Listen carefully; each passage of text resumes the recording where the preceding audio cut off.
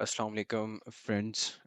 आज मैं आपके सामने एक और वीडियो लेकर हाजिर हुआ हूँ, जो कि वीडियो है चैट जीपीटी के ऊपर। चैट जीपीटी से आप सब वाकिफ़ होंगे। चैट जीपीटी को ऑलमोस्ट ये 1.5 से 2 साल हो गए हैं मार्केट में आए हुए। और ये अपनी बेहतरीन सलाहियतों के साथ आपकी बड़ी मदद करता है, मेरी बहुत करता है, मेरे दोस्तों की बहुत करता है।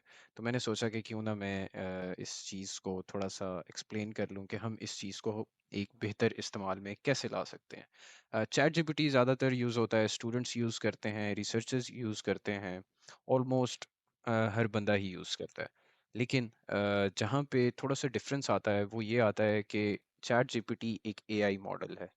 ये इंसान की तरह नहीं सोच सकता, एक ह्यूमन ब्रेन की तरह नहीं काम कर सकता। इसलिए हमें इसके साथ इसी की लैंग्वेज के तौर पे इससे बातचीत करनी पड़ती है, जिस पे ये हमें हमारे अकॉर्डिंग हमें जवाब देता है। उसके लिए चैट जीपीटी के कुछ स्पेशल प्रॉम्प्ट्स हैं जिनके ऊपर हम काम करें तो हमें बहुत हमारी प्रोडक्टिविटी में बहुत ज़्यादा मदद मिल सकती है और बहुत अच्छा काम हो सकता है। तो लेट्स स्टार्ट। सबसे पहले जिस प्रॉम्प्ट का मैं ज़िक्र करूँगा वो है समराइज़ करना। एक आर्टिकल को, एक रिसर्च को, किसी भी चीज़ को समराइज़ किया जा सकता है। लेट्स सपोज़ हमारे पास यहाँ पे एक आर्टिकल है जो मैंने पहले से खोल के रखा हुआ है, how vegan and ketogenic diets can rapidly impact the immune system. Okay, let's suppose हम यहाँ से इसको कॉपी कर लेते हैं। मैंने अभी तक इसको पढ़ा नहीं है। वो मैं आपको बताता हूँ क्यों नहीं पढ़ा, क्योंकि मुझे अभी फ़िलहाल ज़रूरत नहीं है। और इसको मैं पेस्ट करता हूँ यहाँ पे। अभी देखें, इसके अंदर कुछ कॉम्प्लेक्स अल्फाज यूज़ किए गए हैं, जो कि जिस तरह साइटोमेट्री, ट्रांसक्रिप्टोमिक, प्रोटियोमिक, मेटाबोलोमिक, ये एक बायोलॉजिकल टर्म्स हैं। मुझे तो प्रोनाउंस भी नहीं किया जा रहा मेरे से। तो खैर, इसको समराइज करने का जो एक तरीका है चैट जीपीटी के साथ डील करने का, वो ये है कि हम इसको एक प्रॉम्प्ट देते हैं कि summarize this article into a bulleted list of the most important information, कि हमें इसमें से ये मोस्ट इम्पॉर्टेंट इंफॉर्मेशन दे दे।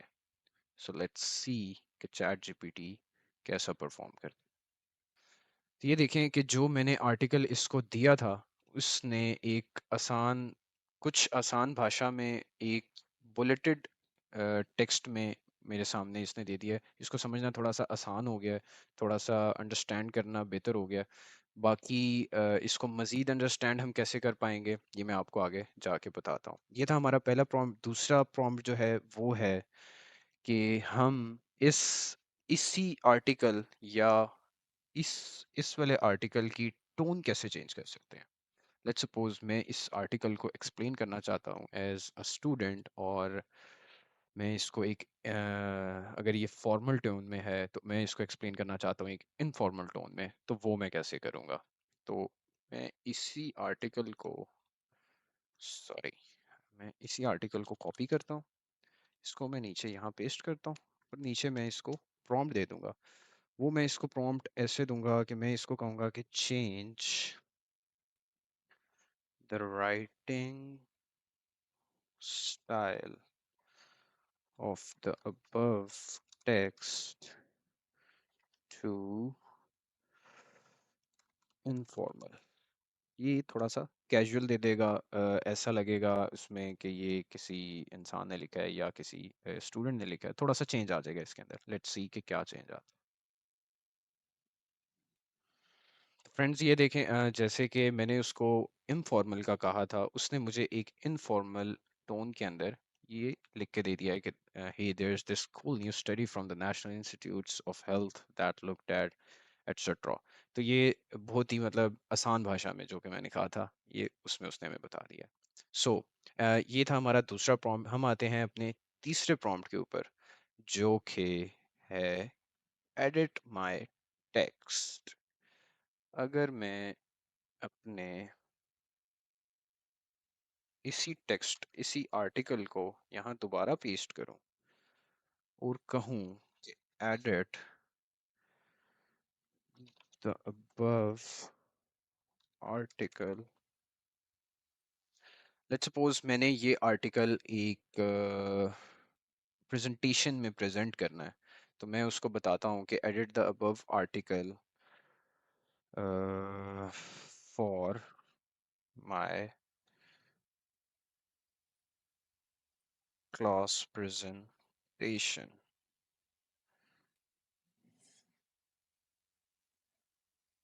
तो ये देखें, उसने इसी आर्टिकल को एक प्रेजेंटेशन के तौर पे बता दिया है कि लेट ही everyone I want to share this fascinating study from the National Institute of Health, और आगे सारा आर्टिकल।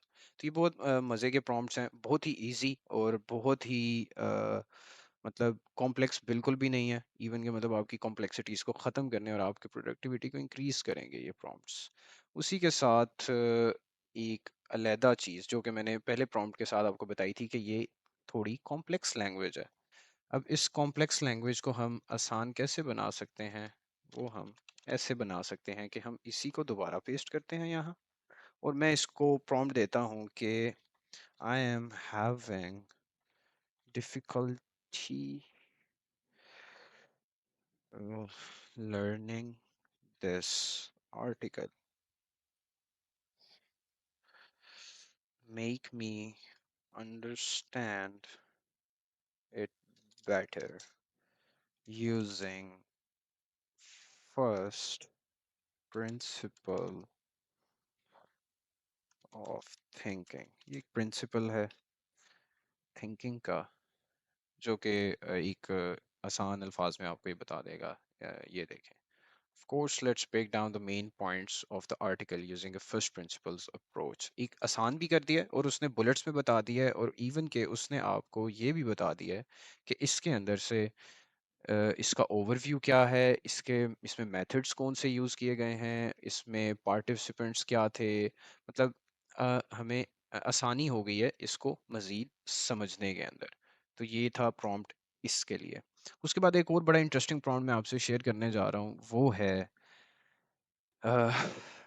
राइटिंग स्टाइल, जो कि एक मेरा अपना अगर राइटिंग स्टाइल है तो मैं उस राइटिंग स्टाइल को चैट जीपीटी को बताऊं कि ये मेरा राइटिंग स्टाइल है, इसके मुताबिक वो मुझे एक आर्टिकल लिख के दे दे किसी भी टॉपिक के ऊपर। ठीक है, तो लेट्स सपोज मैं उसको उसी पे कहता हूँ कि analyse the text below for style, voice and tone using N NLP। ये नेचुरल लैंग्वेज प्रोसेसिंग सिस्टम है जो यूज़ होता है मशीन लर्निंग में एआई मॉडल्स के साथ इंटरेक्ट करने के लिए। और मैं उसको कह देता हूँ कि sorry, right prompt for a new article in the same style, voice and tone। ठीक है, अब मैं इसको अपना ये वाला लेट्स सपोज मैं यही इसी को यूज़ कर लेता हूँ। ये मैं एक ही टॉपिक इसलिए यूज़ कर रहा हूँ आपकी बेटर अंडरस्टैंडिंग के लिए। मैं थोड़े अगर डिफरेंट डिफरेंट करता तो शायद आप भी थोड़े से घबरा जाते। So let's do this. अभी देखें, उसने उसी आर्टिकल के टोन और उसके स्टाइल को एनालाइज किया है, और उसने बताया है कि the text adopts a formal and authoritative tone typical of scientific research findings. अभी देखें, मुझे नहीं पता था कि ये किस टोन में लिखा गया है और इसका क्या मतलब है और कुछ भी।